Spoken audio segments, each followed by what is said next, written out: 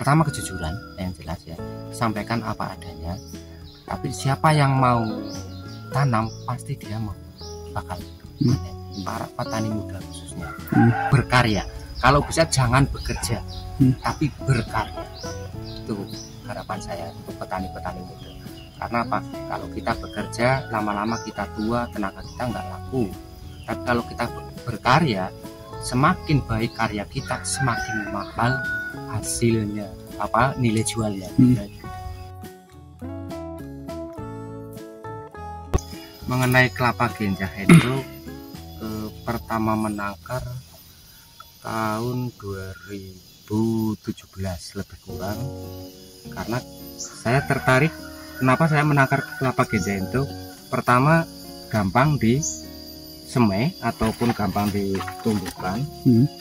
Keduanya, mengingat situasi zaman sekarang rata-rata orang tidak pada bisa manjat, sehingga saya memutuskan menangkar Genja Hendro untuk memperbanyak tanaman Genja Hendro karena pendek berbuah.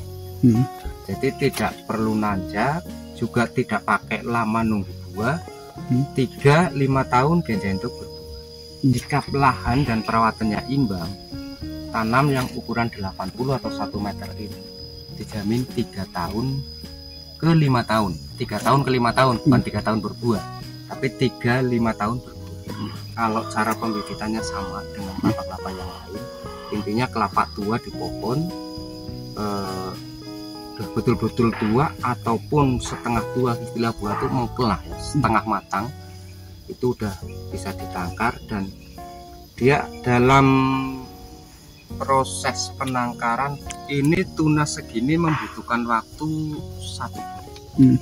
Dari pertama metik, yang penting patokannya cara metiknya bibit kelapa tua di pohon.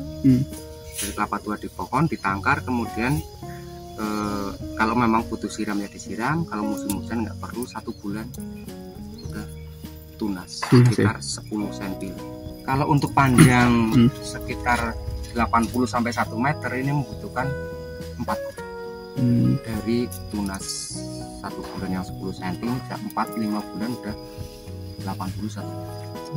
Ini ciri-ciri Genja Hendro. Pertama, batang pertama ataupun daun bayi lah ya, ini rata-rata 20 cm mekar. Daun awal 20 cm ini mekar.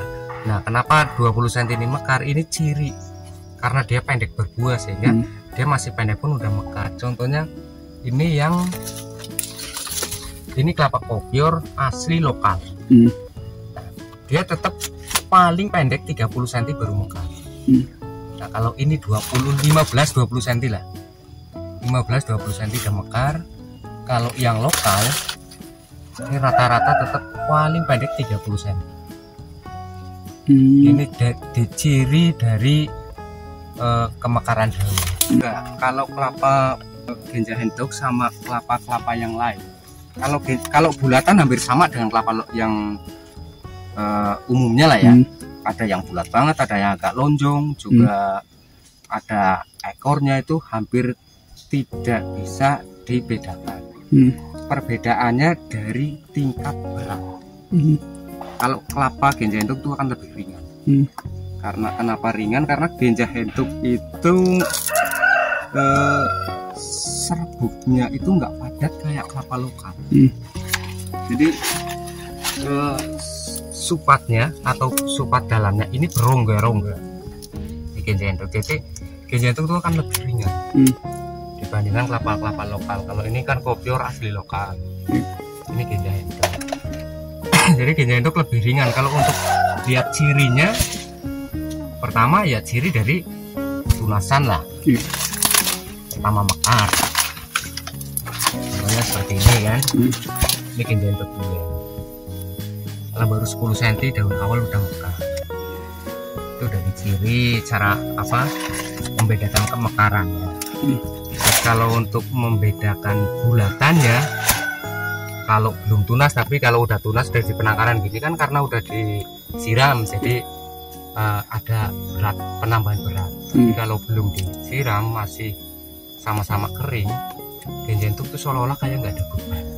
Kalau untuk perawatan sama dengan kita menangkap bibit yang lain, intinya kita mencegah pertama jamur, ulat supaya tetap tumbuh ya.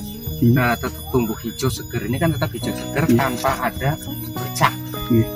Sebenarnya sama dengan tumbuhan yang lain, disemprot pakai insektisida sama anti jamur, apalah yang biasa para petani lain dipakai.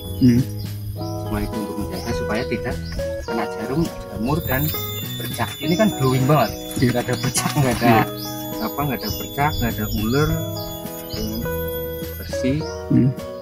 Warnanya juga mengkilap. Kalau kelapa sebenarnya di saat-saat masih seperti ini, kalau memang tidak kemarau panjang, tidak membutuhkan makanan tambah. Karena apa? Apalagi kalau bulatannya masih utuh seperti ini, dia udah masih simpanan makanan di dalam masih cukup. Jadi dia tidak membutuhkan makanan tambahan, terkecuali memang ini kelapanya udah rapuh kulitnya, berarti kan makanannya udah berkurang. Akarnya udah tembus keluar. Nah, dengan adanya akar-akar seperti ini berarti dia butuh makanan tambahan. Tapi kalau terlalu banyak dikasih pupuk makanan tambahan, akhirnya nanti over, dalam artian over di penangkaran, ketinggiannya jadi lebih cepat. Belum laku udah ketinggian masih saya gitu. Jadi baiknya tidak dipakai pupuk tabur. Jangan pupuk tabur lah ya, intinya pupuknya paling pupuk daun kan bukan perangsang tumbuh. Pupuk daun sama insektisida lainnya untuk mengantisipasi jamur dan ulat. Terus kalau makanan tambahan, kalau memang bulatannya ini masih sehat, ini tidak butuh makanan tambahan. Karena nutrisi yang dibutuhkan oleh tumbuhan ini di sini masih cukup. Kalau untuk buahnya kelebihannya ya, pertama dia lama tinggi. Beda dengan kelapa-kelapa biasa, dia kan cepat banget tinggi. Kalau kelapa genja itu tuh lambat tingginya. Makanya disenangi masyarakat sekarang, petani-petani muda yang tidak bisa memanjat pohon kan. Jadi mereka lebih gemar ke kelapa genja itu karena pertama lambat tinggi, keduanya kelapanya besar. Kalau udah jadi kelapa kupas itu rata-rata lingkarannya itu 59 sampai 65. Terus ketebalan daging rata-rata bisa 1,6 cm ketebalan daging. 1,5 cm lah, rata-rata 1,5 cm itu ketebalan daging. Gampang dikupas karena kulitnya nggak padat. Itu kelebihan. Kalau siap masuk ke pasaran petani khususnya lah ya, siap tanam, itu di ketinggian rata-rata 60 sampai 1 meter. Itu pertama, kalau 61 meter akar belum terlalu keluar terlalu panjang, sehingga dibawa ke sana ke sini tidak stres. Karena memang masih banyak akar-akar halus yang belum tumbuh, contohnya seperti inilah. Ini kan akar halus yang belum tumbuh, walaupun dibawa akar ini dibersihin, baru ditanam kemudian, ini tidak stres. Kalau tanam bibit yang ketinggiannya 80 sampai 1 meter. Kalau global 1 tahun paling rata-rata kisaran 25.000. Berarti apa aja per bulan 2 bulan. Karena memang pertama keterbatasan bulatan bahan. Genja entok masih sangat-sangat langka, sehingga di lapangan kan bergilir dengan penangkar yang lain, sehingga tidak bisa melebihi dari itu karena memang keterbatasan di lapangan. Jadi maksimal saya, kemampuan saya kisaran 25.000 per bulan. Berarti lebih kurang 2.000 per bulan. Karena keterbatasan bahannya, karena memang indukan genja entok di Kebumen terbatas, tapi penangkarnya banyak, sehingga kami dari toleransi. Sekarang saya ke petani si A, saya udah dapat sekian lah, biar di belakangnya untuk petani si B. Genja entok khususnya itu tumbuhnya hanya cuma 70% yang tumbuh. 70% yang 30% itu yang bisa juga mati dalam posisi kecambah, bisa juga busuk kebanyakan air di saat nyemai terus sering kehujanan, bisa juga memang dia mandul dari pohonnya. Kan kadang-kadang kita metik di pohon ada yang memang janjangannya tuh udah nggak ada pelepahnya.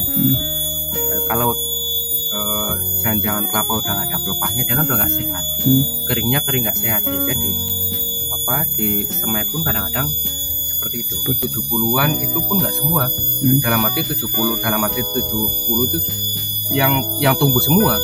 Nah di situ ada yang kena penyerbukan. Kan kelapa ganja entok bisa tumbuh di antara pohon yang lain. Nah karena sifatnya penyerbukan, jadi tumbuhnya ada yang kayak pohon tetangga gitu. Walaupun dia tetap ganja entok, tapi contohnya ini ganja entok masih resmi lah ya, belum kena penyerbukan. Nah belum kena penyerbukan, masih sehat. Ini yang udah kena penyerbukan. Sama dalam arti antara tumbuhnya masih sama ganja entok, cuma ini masih tulen kayak indukannya. Inilah yang tumbuh di antara pohon kelapa yang lain, sehingga dia hijau, ada kecoklatannya. Pas di saat serbu bunga itu sedang mekar, begitu juga serbu bunga pohon yang lain. Nah kan bisa terbawa dari angin, bisa terbawa kumbang ataupun lebah, sehingga tumbuhnya ada yang kecoklatan seperti ini. Tapi karakternya endok, hanya warnanya aja, tapi sama. Kalau untuk tanam ideal ganja entok kan pelepahnya pendek, 6 ke 7 bisa, 7 bisa, karena ganja entok maksimal pelepahnya kan hanya cuma 2 meter 3 meter lah, 280 pelepah paling panjang. Jadi kalau 6 meter 7 meter ini antara pelepah satu dengan yang lain belum tempuh. Nah itu pun disesuaikan dengan kemiringan. Dalam artian tanaman normal 6 ke 7 atau 7 ke 7 atau 6 ke 6 itu dilihat dari kedataran lokasi. Kalau lokasinya miring, tanahnya kan bisa lebih rapat, bisa 6 ke 4, karena kan kalau miring kan bisa atas bawah.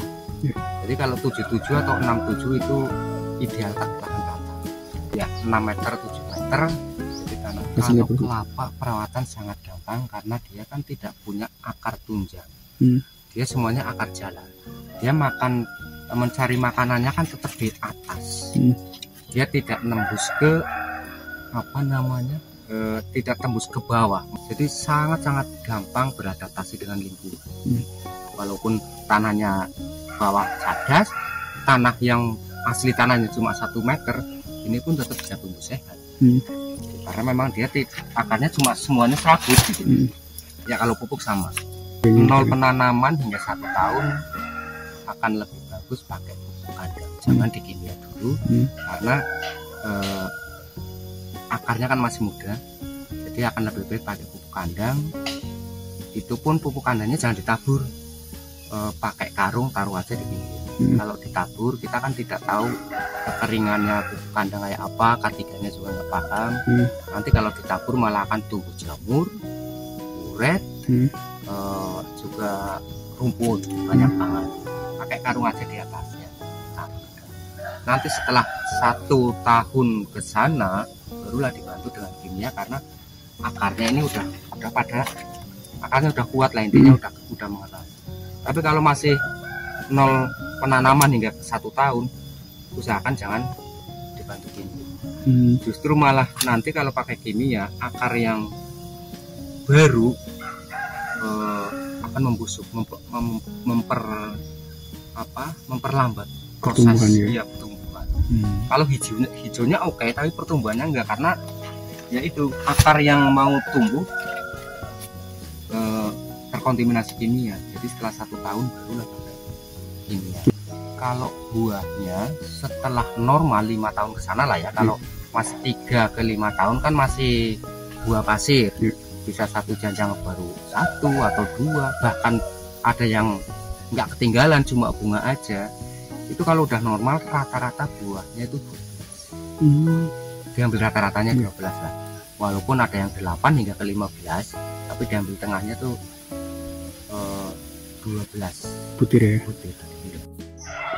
Selama ini pemasaran masih lagi rata-rata ke petani langsung. Petani langsung karena memang pertama saya memang tidak masuk ke instansi atau pemborong ataupun ke perusahaan. Rata-rata ke petani langsung yang sebagian besar sudah mengerti kencang. Jadi kami menjualnya tidak begitu bertele-tele cara menjelaskan karena petani malah lebih ngerti dibandingkan saya gitu. Kalau untuk umum harga 25.000 per butir ya? Iya, per butir. Kalau yang saya terapkan tetap karena saya selalu menjalin hubungan baik dengan para petani. Sehingga petani satu beli mereka tidak kecewa, akhirnya begitu dia panen kan akhirnya satu petani tanam dia menjadi barometer kita. Pertama karena servis kita baik dengan mereka, apa yang kita jual ke mereka nyata betul-betul sama dengan keinginan petani. Nah, disitulah akhirnya saya bertahan karena dari satu petani yang beli ke saya, petani pertama bisa membawa petani selanjutnya ke tempat saya. Kita bina petani-petani. Jadi kan Genjahen itu kan memang khususnya di kebunan kan tidak ada kebun induk. Yang ada pohon induk. Beda antara kebun dengan pohon lah ya. Kalau kebun induk itu satu lokasi khusus kebun induk. Tapi kalau pohon induk bisa 1-2 pohon milik petani tumbuh di pepohonan yang lain. Kita bina kita jalin hubungan dengan petani. Jadi pohonnya tetap saya kasih pupuk untuk dirawat supaya tumbuh segar dan nanti buahnya begini. Buahnya untuk saya untuk disemai lagi. Jadi yang jelas hubungan erat ke petani yang punya pohon itu. Pupuk saya kasih support supaya dia tidak bosan merawat, supaya buahnya juga tetap stabil. Dan nanti setelah hasilnya tua kami ya khususnya di saya pribadi lah ya.